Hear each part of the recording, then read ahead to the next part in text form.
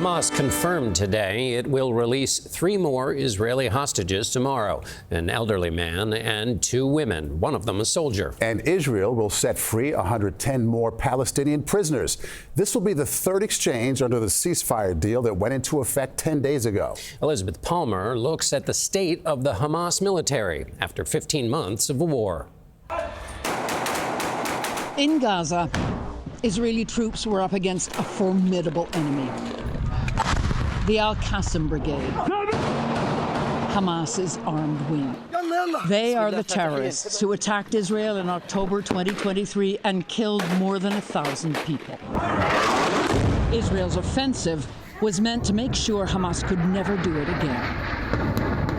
Lieutenant Colonel Nadav Shoshani is the Israeli military spokesman. We've been able to take a lot of their senior chain of command. We've been able to eliminate around 20,000 terrorists. We've been able basically to end Hamas as a military infrastructure. Hamas is doing its best to hide that. Its fighters have put on uniforms and are highly visible. The message, we're the law, we won, and there is no higher calling. A senior Hamas commander, Abu Hamza, boasts, laughing, that he's turning away recruits.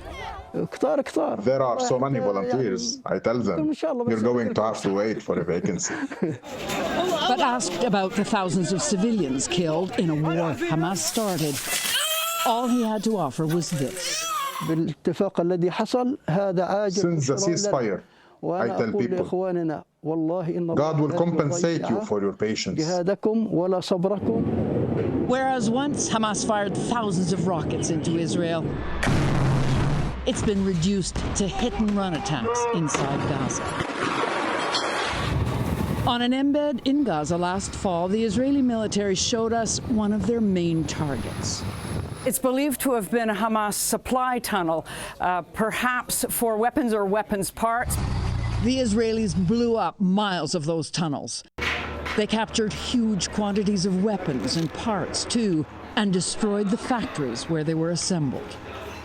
They have gutted Hamas's military strength and now need to keep it weak until Gazans, like the vast crowds heading back home this week, make their own political choice. And the people of Gaza in the future have to have a decision about who they want governing them. If they want, again, Hamas that will sacrifice them again for the purpose of terror.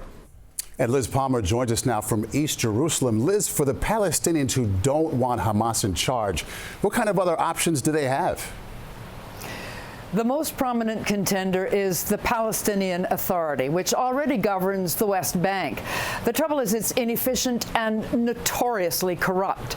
You can be sure, though, that there will be the mother of all power struggles over who gets to be the controlling organization in Gaza by the time reconstruction starts.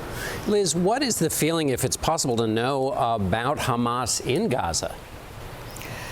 It's very hard to say. Many people are afraid to speak freely. On the one hand, Hamas is admired as a key, strong force in the Palestinian resistance against Israel, but there are plenty of Gazans who are furious with them for bringing death and such epic destruction on their community. Okay, thanks so much, Liz Palmer, tonight.